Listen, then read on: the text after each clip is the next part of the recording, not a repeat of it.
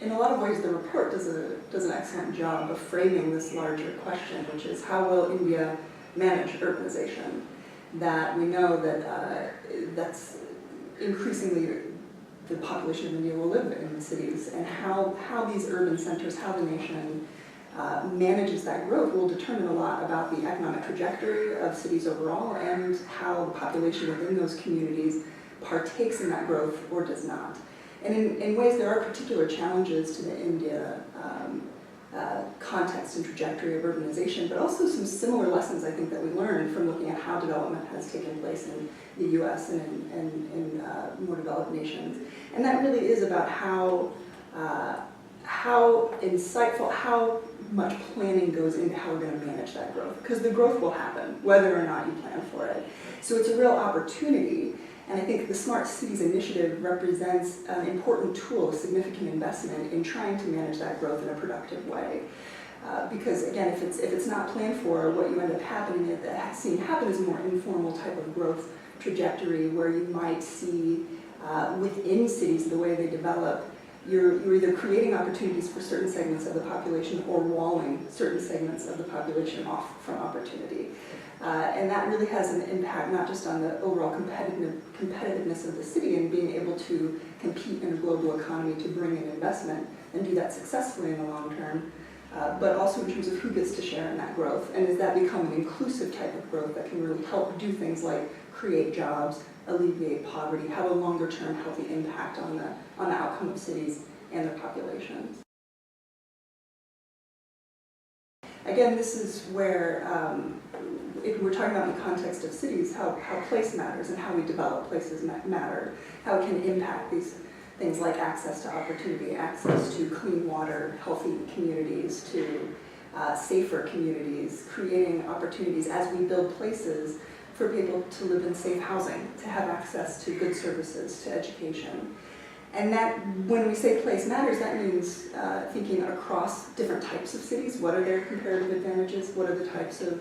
how are they positioned to grow economically so that we can create more jobs that pay living wages? But it's also within cities. How do we develop those cities from neighborhood to neighborhood? As you make investments in key infrastructure like roads, like water, like sewage, how are we connecting those infrastructure investments to the most at-risk, the most marginalized communities and populations? And that's again where we come back to this idea of planning, being strategic when you see these opportunities like the Smart Cities Initiative, to think not just about how this investment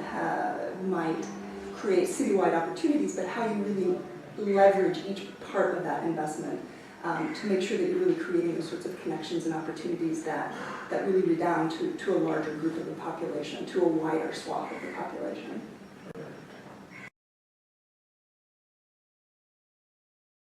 And as I was saying, and I think as the report really lays out, there is a real opportunity here with this initiative, with these investments. So I think in the next phase, what we want to understand is really how are each of these cities, these 33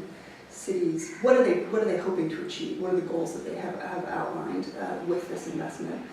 And then really trying to understand how well are they set up with the types of projects and initiatives that they want to pursue to achieve those goals. A big piece of that will be understanding how these special purpose vehicles need to be structured, how we can set them up for success so that they can really implement on these goals, on these priorities, so that we see not just a broader deployment of digital technology and digital infrastructure, but a deployment that in the end ends up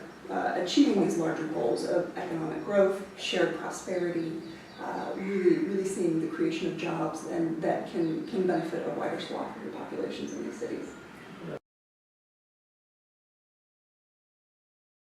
Yeah, I think that's critical, that even as we're thinking sort of to the future of the next wave of digital technology and infrastructure, that will only be successful and successfully deployed if you have the foundation, the strong foundation that meets those basic needs in the hard infrastructure. As we think about clean water, sewage, roads, the sorts of backbone infrastructure investments that need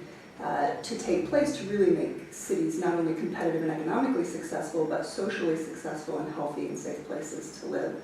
Digital technology can help leverage that, I think, and build on that competitiveness and those benefits. But it will really, again, only be successful if that happens on the back of that more primary sort